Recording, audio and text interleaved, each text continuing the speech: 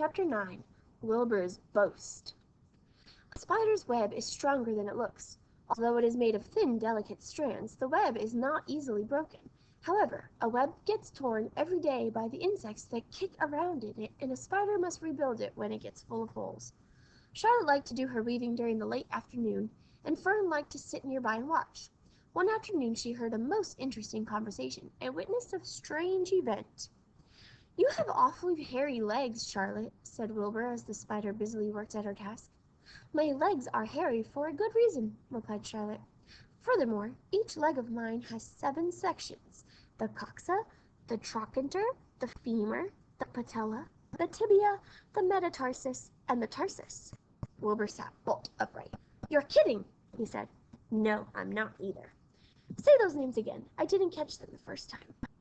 "Coxa, trochanter, femur, patella, tibia, metatarsus, and tarsus." "Goodness," said Wilbur, looking down at his own chubby legs. "I don't think my legs have 7 sections." "Well," said Charlotte, "you and I lead different lives. You don't have to spin a web. That takes real legwork." "I could spin a web if I tried," said Wilbur, boasting. "I've just never tried." "Let's see you do it," said Charlotte. Fern chuckled softly, and her eyes grew wide with love for the pig. "Okay," replied Wilbur. "You coach me, and I'll spin one. It must be a lot of fun to spin a web. How do I start?" "Take a deep breath," said Charlotte, smiling. Wilbur breathed deeply. "Now climb to the highest place you can get to, like this." Charlotte raced up to the top of the doorway. Wilbur scrambled to the top of the manure pile. "Very good," said Charlotte. "Now make an attachment with your spinnerets. Hurl yourself into space and let out a drag line as you go." Wilbur hesitated a moment, then jumped out into the air. He glanced hastily behind him to see if a piece of rope was following him to check his fall, but nothing seemed to be happening in his rear, and the next thing he knew he landed with a thump. "Oomp!" he grunted. Charlotte laughed so hard her web began to sway. "What did I do wrong?" asked the pig when he recovered from his bump. "Nothing," said Charlotte.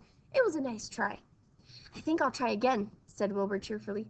"I believe what I need is a little piece of string to hold me." The pig walked out to his yard. "You there, Templeton," he called. The rat poked his head out from under the trough. "Got a little piece of string I could borrow?" he asked Wilbur. "I need it to spin a web." "Yes, indeed," said Templeton, who saved string. "No trouble at all. Anything to oblige." He crept down into his hole, pushed the goose egg out of the way, and returned with an old piece of dirty white string. Wilbur examined it. "That's just the thing," he said. "Tie one end to my tail, will you, Templeton?" Wilbur crouched low, with his thin curly tail toward the rat. Templeton seized the string, passed it around the end of the pig's tail, and tied 2 half hitches. Charlotte watched in delight. Like Fern, she was truly fond of Wilbur, whose smelly pen and stale food attracted the flies that she needed, and she was proud to see that he was not a quitter and was willing to try again to spin a web. While the rat and the spider and the little girl watched, Wilbur climbed again to the top of the manure pile, full of energy and hope. "Everybody watch!" he cried, and summoning all his strength he threw himself into the air head first. The string trailed behind him, but as he had neglected to fasten the other end to anything, it didn't really do any good, and Wilbur landed with a thud, crashed, and hurt. Tears came into his eyes. Templeton grinned. Charlotte just sat quietly. After a bit she spoke. "You can't spin a web, Wilbur, and I advise you to put the idea out of your mind. You lack 2 things needed for spinning a web." "What are they?" asked Wilbur sadly. "You lack a set of spinnerets, and you lack knowledge. Or you lack know-how, I'm sorry." So here's him jumping off the manure pile, trying to make a spider web. "But cheer up, you don't need a web. Suckerman supplies you with 3 big meals a day. Why should you worry about trapping food?" Wilbur sighed. "You're ever so much cleverer and brighter than I am, Charlotte. I guess I was just trying to show off. Serves me right." Templeton untied his string and took it back to his home. Charlotte returned to her weaving. "You needn't feel too badly, Wilbur," she said. "Not many creatures can spin webs. Even men aren't as good at it as spiders, although they think they're pretty good, and they'll try anything. Did you ever hear of the Queensboro Bridge?" Wilbur shook his head. "Is it a web?" "Sort of," replied Charlotte. "But do you know how long it took men to build it? 8 whole years. My goodness, I would have starved to death waiting that long. I can make a web in a single evening. What do people catch in the Queensboro Bridge? Bugs? Asked Wilbur. No, said Charlotte. They don't catch anything. They just keep trotting back and forth across the bridge, thinking there is something better on the other side. If they'd hang head down at the top of the thing and wait quietly, maybe something good would come along. But no, with men, it's rush, rush, rush, every minute. I'm glad I'm a sedentary spider. What does sedentary mean? Asked Wilbur. Means I sit still a good part of the time and don't go wandering all over creation. I know a good thing when I see it, and my web is a good thing. I stay put and wait for what comes. Gives me a chance to think. Well, I'm sort of sedentary myself, I guess, said the pig. I have to hang around here whether I want to or not. You know where I'd really like to be this evening? Where? In a forest, looking for beech nuts and truffles and delectable roots, pushing leaves aside with my wonderful strong nose, searching and sniffing along the ground, smelling, smelling, smelling. You smell just the way you are, remarked a lamb who had just walked in. I can smell you from here. You're the smelliest creature in the place. Wilbur hung his head. His eyes grew wet with tears. Charlotte noticed his embarrassment, and she spoke sharply to the lamb. Let Wilbur alone, she said. He has a perfect right to smell, considering his surroundings. You're no bundle of sweet peas yourself. Furthermore, you are interrupting a very pleasant conversation. What were we talking about, Wilbur, when we were so rudely interrupted?